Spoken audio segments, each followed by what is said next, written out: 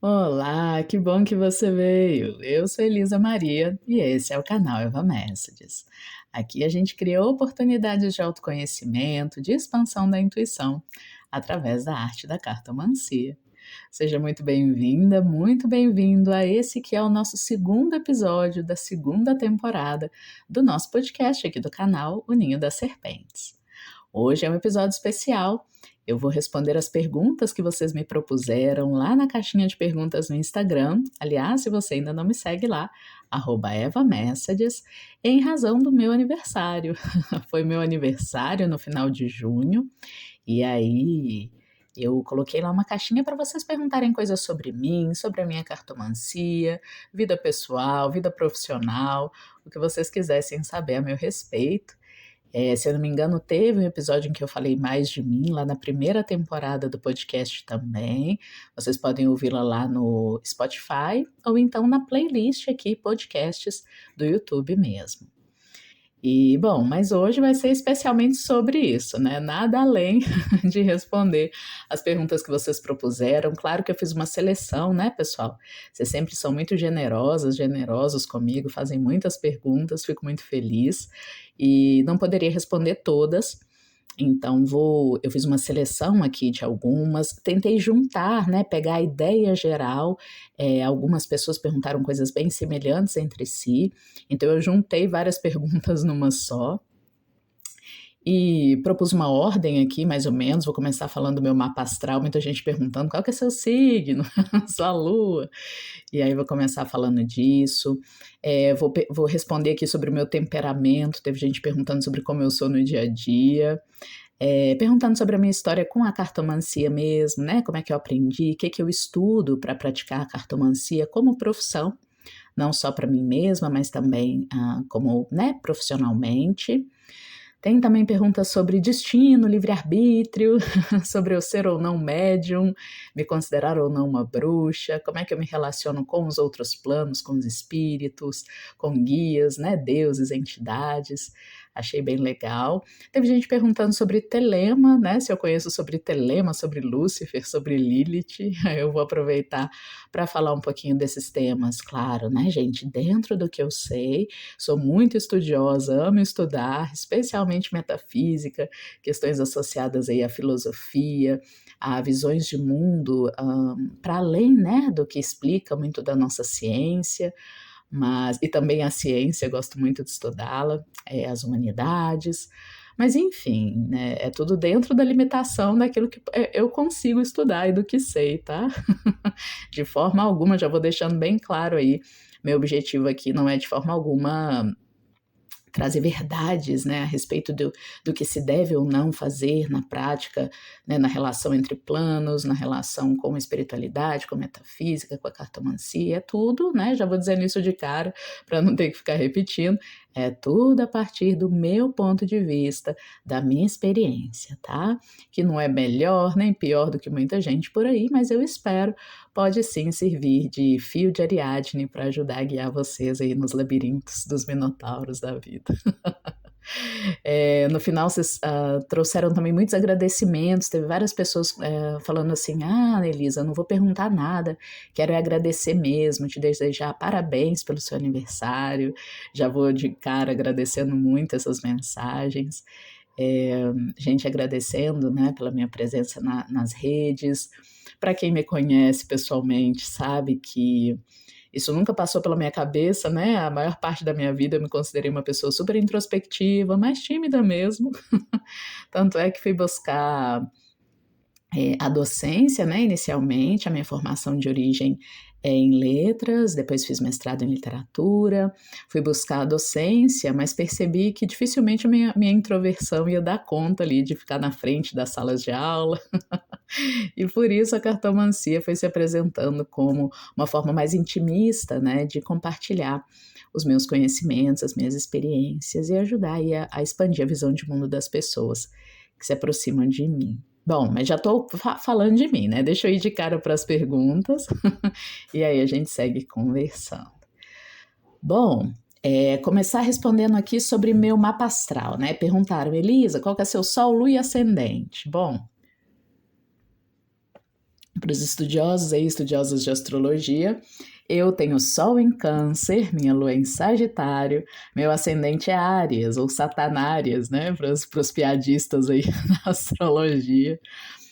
Mas para além disso, né? Então, o Sol em Câncer, eu acho que me dá uma postura muito no mundo de cuidar, né? Cuidar das pessoas. Eu realmente me volto muito para a interação com o outro, né? Para buscar ajudar de alguma forma. De forma alguma, estou aqui me santificando, pelo contrário. Às vezes, esse cuidar do outro pode se tornar meio intrusivo, né? Meio excessivo. Tem gente que fala que cancerianos e cancerianas podem ser manipuladores emocionais, coisas desse tipo. Então, faço um meia-culpa aqui, né? Sei que preciso muitas vezes me cuidar nesse sentido de não sobrepor ali ao livre-arbítrio do outro, né? Aquilo que eu acho que seria cuidar dele ou dela. Meia-culpa, pronto, já fiz. Mas eu acredito também que essa lua em Sagitário, esse ascendente em Áries, né? Que são signos de fogo, eles me dão uma característica também muito grande de liberdade, sabe? De também não me apegar muito às situações, às pessoas, de busca da sabedoria, de busca do conhecimento e de gostar de atuar no mundo também, ou seja, realizar a minha própria vida, as minhas próprias coisas, né? Coisa que eu acho que às vezes fica um pouco carente disso. Quem tem muita água no mapa, né? Quem tem muito câncer, muito peixes, às vezes se volta excessivamente para o outro e se esquece de si. Eu acho que tem um equilíbrio bem legal, assim, no meu mapa com essa questão do elemento fogo.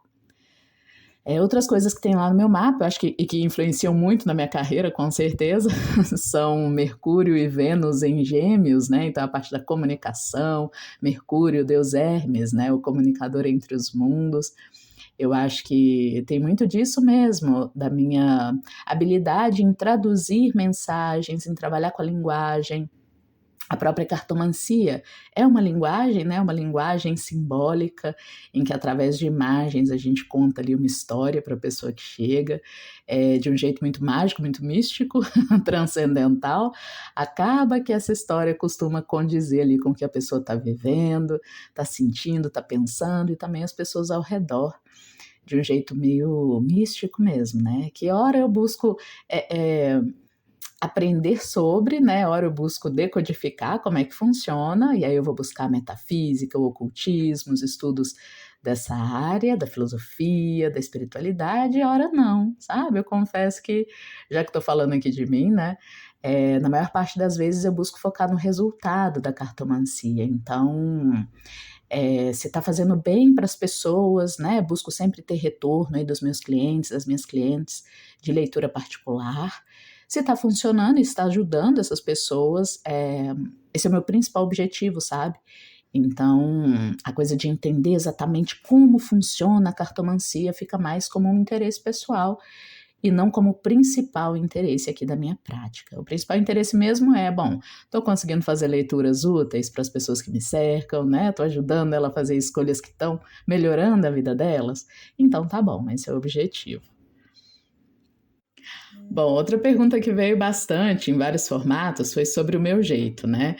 Algumas pessoas perguntando se eu sou calma no meu dia a dia, outras perguntando se eu falo com essa voz no meu dia a dia. Muita gente falando que minha voz é bonita, gente, obrigada. Eu falo, né? Minha voz é mais ou menos essa mesmo. E não, eu não sou uma pessoa exatamente calma.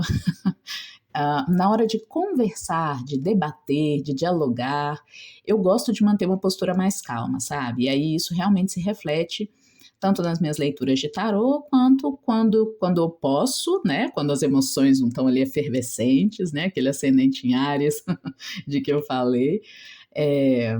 Mas na maior parte das vezes eu gosto de discutir, sabe? Eu gosto de discutir no sentido de eu gosto de exercitar essa coisa de conversar com uma pessoa que pensa diferente de mim, buscar entender o lado dela e expressar o meu ponto de vista de um jeito mais sereno, sabe? Então, acho que desse ponto de vista, sim, eu sou uma pessoa calma. Pelo menos eu me prefiro calma.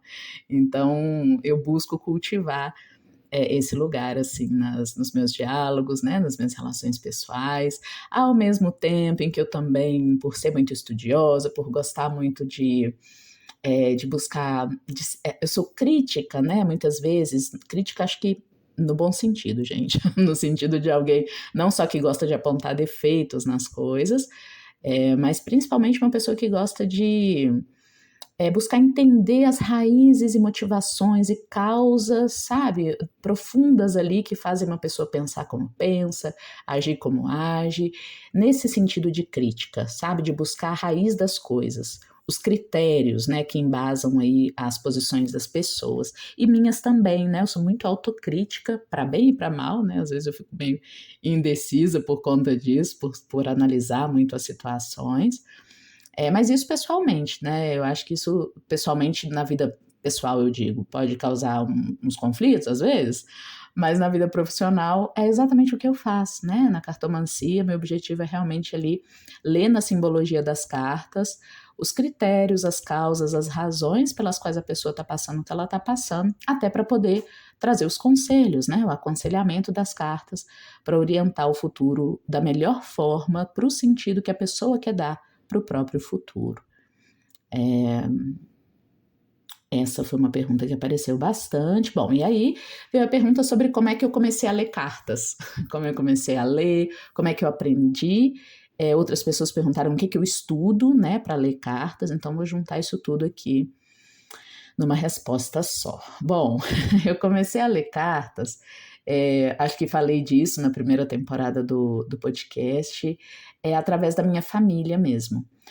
Tanto a minha mãe quanto minhas tias, quando nasci, bem criancinha, eu já estava acostumada a vê-las tirando cartas umas para as outras, falando que tinham ido tirar cartas, né? Elas têm até hoje uma cartomante, uma senhora que as acompanha, que tira carta para elas, quando elas não estão tirando cartas entre si, né? Inclusive, eu tenho uma tia que é cartomante profissional também. E aí, eu me lembro muito de quando criança ouvir elas conversando, né, sobre as cartas e ficar assim, gente, o que é isso, né? Parece uma linguagem estranha, uma linguagem diferente que elas têm só delas, né? Elas falando coisas do tipo, fulano tá igual o imperador comigo, eu acho melhor eu agir igual os enamorados.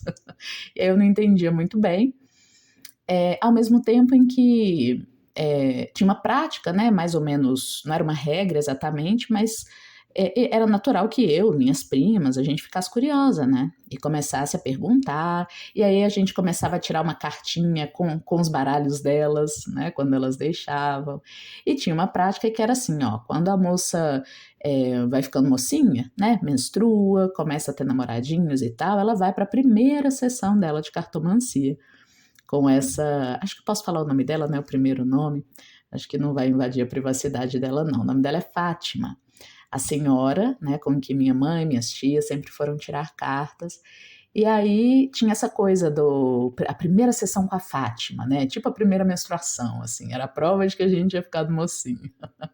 Tanto que eu me lembro muito no final da infância, né, lá pelos 10, 11 anos, eu falar para minha mãe, eu quero ir lá na Fátima. Ela, que isso, menina? Você não tem nada a perguntar. Não. Quando você tiver coisas a perguntar para Fátima, e ali ficou implícito que era quando eu tivesse uma vida, né, amorosa, uma vida minha, né, minhas amizades e tal, uma vida mais pessoal, eu já estaria pronta para ir tirar carta com a Fátima. Então eu guardo muito isso.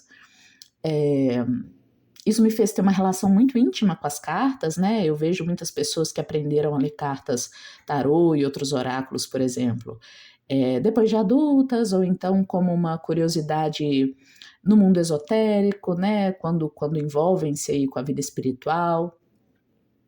E aí, eu confesso que isso deve ter seus lados bons, é claro, mas às vezes eu vejo pessoas que têm esse tipo de contato com a cartomancia lidando com ela de um jeito muito formal, sabe?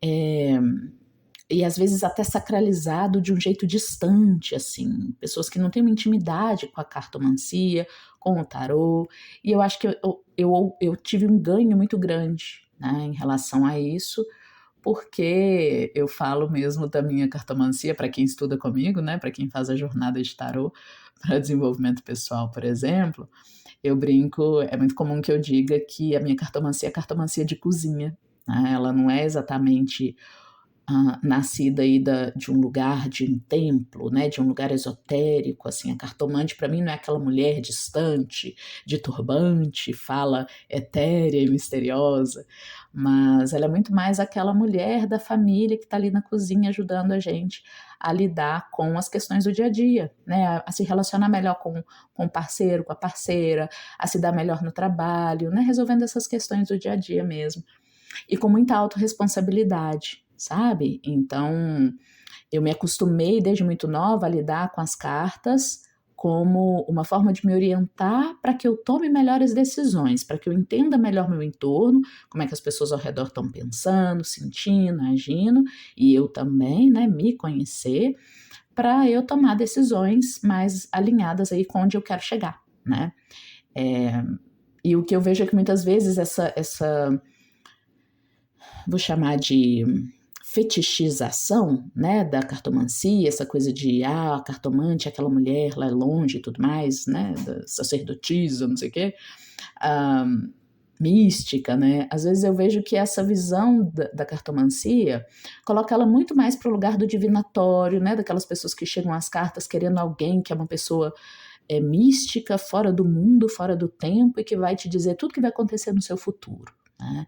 Essa definitivamente não é a principal função da cartomancia na minha vida, não foi assim que eu aprendi. Apesar de saber que existe, né, é parte da vocação da cartomancia, dessa leitura simbólica da vida, através das imagens, é parte dessa vocação não só ler o presente e ler marcas do nosso passado no nosso presente, como também ler tendências para o futuro. É natural para o tarô, para a cartomancia em geral. Né? Mas eu acho que a palavra aí, tendência, é que é muito importante lembrar, sabe?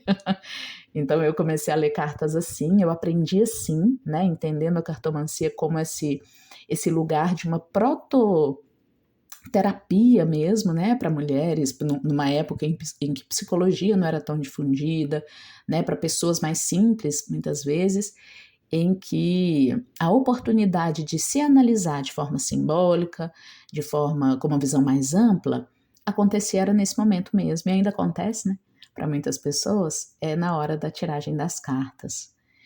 E para completar, o que eu estudo, né? Eu estudo de tudo, gente. Eu acho que para formar uma boa cartomante, ela precisa estudar, ela precisa saber mitologias, né? Que são as grandes narrativas aí simbólicas da história dos povos. Quanto mais mitologias, melhor, né? Conhecer as mitologias gregas, a mitologia Iorubá, que é muito presente aqui no Brasil, né? Conhecer as histórias de orixás, conhecer as histórias de santos, de, sei lá, divindades indígenas, todo tipo de narrativa fundacional, eu falo, né? Essas narrativas que estão no inconsciente coletivo mesmo. É importante conhecê-las, porque muito da interpretação dos símbolos nas cartas vai vir dessas mitologias.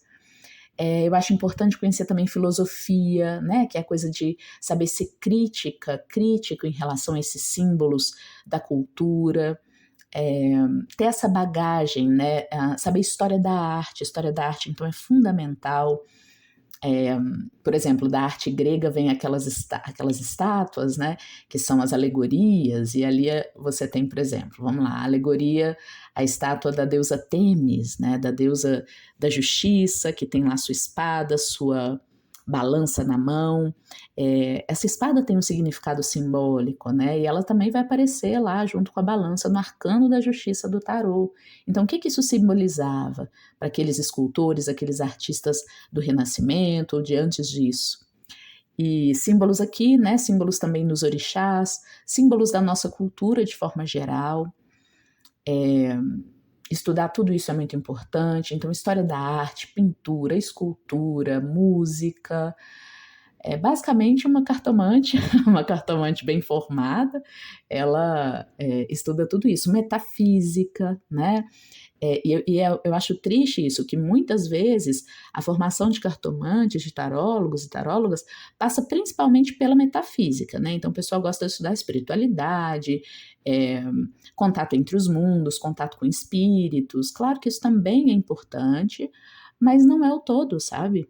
Não é o todo. Existe sim a parte daquelas cartomantes, parte do trabalho, que é a gente ser uma espécie de mensageiro, né, de entidades, de divindades, de espíritos que estão do outro lado, sim, isso é parte do trabalho, mas eu, sinceramente, né, na minha prática aqui de mais de 10 anos de profissão, ela não é a principal parte não, sabe? Ela aparece, acontece, né, o contato com ancestrais, o contato com entidades e divindades é possível e acontece, mas ele não é a principal forma como uma cartomante pode servir, né, pode ser profissional aí da leitura simbólica para ajudar as pessoas a fazerem as melhores escolhas para si. Então, é isso tudo, só isso tudo que a gente estuda. A próxima pergunta, foram perguntas que estavam falando assim, você acredita em destino?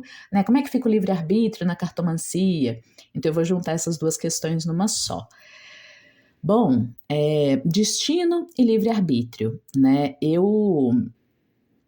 Pela minha prática com a cartomancia, e acho que já deu para perceber que eu sou um bocado científica nisso, né? Eu tenho um método, eu gosto de fazer previsões, fazer análises com as minhas cartas e receber o retorno, o feedback. Eu sempre termino uma leitura particular falando, olha, depois me diz, tá? Se quiser, se sentir à vontade, me diz aí o que daquilo que eu previ que deu certo, que não deu. Eu gosto de fazer essa análise, até porque uma cartomante é uma profissional, como qualquer outro profissional, que pode ter erros e acertos, tem erros e acertos, e para a gente ampliar nossos acertos, é bom que a gente analise os erros, né, e como aconteceram. Então, eu sou muito receptiva, tanto a retornos positivos, né, Elisa, você acertou, quanto a retornos negativos. Elisa, não foi bem isso que aconteceu. E por que eu falo isso? Exatamente por causa dessa questão de destino e livre-arbítrio, né, pessoal? Essa é uma questão, o fio da navalha aqui é tênue, sabe? Existem sim, né, pelo que percebo nas minhas cartas, situações às quais as pessoas estão mais ou menos destinadas mesmo, sabe? Seja porque elas já têm uma vida, uma estrutura ali de educação, uma estrutura da alma, né, kármica que seja, para quem acredita em outras vidas. Tem um formato, né, um jeitão que a vida da gente tende a ter, que não muda muito não, sabe? Que tem a ver com o DNA, com a nossa ancestralidade, com a história da nossa alma. Então, sim, tem caminhos que já são mais ou menos traçados pelas virtudes e vícios que a gente carrega. Agora, a gente está sempre mudando, né? Alguns mais rapidamente, outros mais devagar, e essas mudanças acontecem através das escolhas que a gente tem, né? O danado do livre-arbítrio. Então, dentro desse caminho mais ou menos destinado, existem sim várias situações que a gente pode evitar ou proporcionar para nós através de escolhas, né? Então, há uma certa liberdade aí, é onde o livre-arbítrio entra. Sabe? E eu, particularmente, né, no trabalho com a cartomancia, foco mais na coisa do livre-arbítrio, né? Claro que se veja uma questão ali que está mostrando, olha, fulano, você é destinado a passar isso aqui, né? Mais ou menos fora disso aqui você não tá, né? Você é mais ou menos desse jeitão e a tendência é que tais ou tais coisas aconteçam. Claro que isso é parte, porém, eu principalmente gosto de focar em, tá bom, e onde entra a sua liberdade? De que forma que as cartas estão indicando que é possível alterar esse destino ou minorar, diminuir os sofrimentos, né, e aumentar os prazeres ou aumentar a relação entre esse destino e aquilo que você de fato quer viver na sua vida, né? Onde que está aí o seu raio de ação, a parte que te cabe nesse latifúndio de escolhas que você pode fazer em termos de como pensar, como sentir, como agir, como se relacionar e que possam te orientar mais para os seus objetivos de vida. Eu pessoalmente prefiro focar nisso, sabe? Eu acho que a cartomancia inclusive é mais útil quando ela ajuda a pessoa a se direcionar melhor, né? E não só quando ela fica dando aí ultimatos do que vai ou não acontecer no futuro delas. É isso, vamos ver. Teve pergunta também sobre se eu sou médium de terreiro, se eu me considero bruxa. Vamos lá. Exatamente por ter essa tendência mais filosófica, né, de estudos metafísicos, eu evito os rótulos, sabe? Eu acho que os rótulos, eles colocam a gente dentro de um caminho só, dentro de uma religião só, muitas vezes, né? Então, médium de terreiro, em geral, ele está associado a Umbanda, né? A Umbanda é uma das práticas da minha vida espiritual, da minha relação com o mundo dos mortos, com o mundo espiritual, mas não o único, sabe? Então, acho que quem se rotula se limita. Essa é muito parte da minha filosofia. O mesmo em relação à bruxaria, né? Bruxa é um nome que foi dado pelos católicos para dizer de mulheres e homens, curandeiros, benzedeiros, pessoas que tinham alguma prática pagã, né? Diferente ali do que se professava na Igreja Católica, lá naquela época da Inquisição Europeia e tudo mais. Foi um nome que pegou, né, nesse período. Hoje ele está sendo ressignificado, eu acho isso até muito bonito, né? Muitas pessoas aí se reempoderando do nome bruxa. Ao mesmo tempo em que eu vejo também uma banalização, né? Hoje em dia qualquer um é bruxo, e se qualquer um é uma coisa, ninguém é aquela coisa, né? Eu tenho para mim isso. Ou seja, eu não me preocupo muito com esses rótulos. Eu tenho uma prática, sim, né, de terreiro. Eu tenho práticas, né, que poderiam ser chamadas de práticas de bruxa mesmo. Mas o título, né, eu guardo ele, por exemplo, aqui para o nosso oráculo das bruxas, né? Que é para quem queira se identificar com esse lugar. E sempre que falo de bruxas é sempre com respeito muito grande, sempre que falo de médiums também é com respeito muito grande, sabendo que esses títulos dizem de partes, pedaços do que eu sou, mas não dizem de mim na totalidade, né? E eu acho que não dizem de quase nenhum de nós, né? Um rótulo, gente, o que eu tô querendo dizer no fim das contas? Dificilmente um rótulo vai dar conta de tudo que você aí é, sabe? Você pode assumir um rótulo, mas provavelmente ou ele vai dar conta de quem você é por um tempo só da vida, daqui a pouco você tá mudando, vai se identificar com outros rótulos, outros nomes. Então o ideal é a gente não se limitar muito por eles, sabe? Eu pelo menos acredito muito nisso. Bom, como é que é a minha relação com os espíritos? Gostei muito dessa pergunta também. A minha relação com os espíritos é a seguinte, é mais ou menos parecida com a minha relação com as pessoas vivas. Não muda muito não, sabe? Eu não sou o tipo de pessoa, por exemplo, que bate cabeça para tudo que entidade diz, para tudo que uma divindade pode, né, se apresentar dizendo, seja incorporada em alguém ou através de um ritual, de um sonho, de uma viagem astral. Muito pelo contrário, eu busco me relacionar com outros espíritos como eu me relacionaria com pessoas. Eu tenho meus limites, né? Eu exijo que eles sejam respeitados, seja por pessoas vivas, seja por seres mortos, consciências, né, humanas ou não humanas que estão lá do outro lado do véu. Não permito excessos, né? Assim como eu busco respeitar e ser respeitada nas relações com as pessoas ao meu redor, é a mesma coisa que acontece na relação com os espíritos. Então, eu poderia dizer que é meio que de igual para igual. Dificilmente eu reconheço uma consciência como maior que eu, a não ser que ela demonstre isso, sabe? Por exemplo, se a pessoa chega com um nome grandão, né? Já vou aqui dando esse exemplo para engatilhar com a próxima pergunta, né? A pessoa chega com um nome grandão muito conhecido, né? Me chame de Arcanjo Miguel, né? Uma divindade pode se apresentar com esse nome para mim, ou me chame de Exu Tranca-Ruas, ou me chame de Lilith, né? Se uma consciência se apresenta para mim dizendo isso, né, seja num sonho, num ritual, numa incorporação, no que quer que seja, o nome não me impressiona muito, sabe como?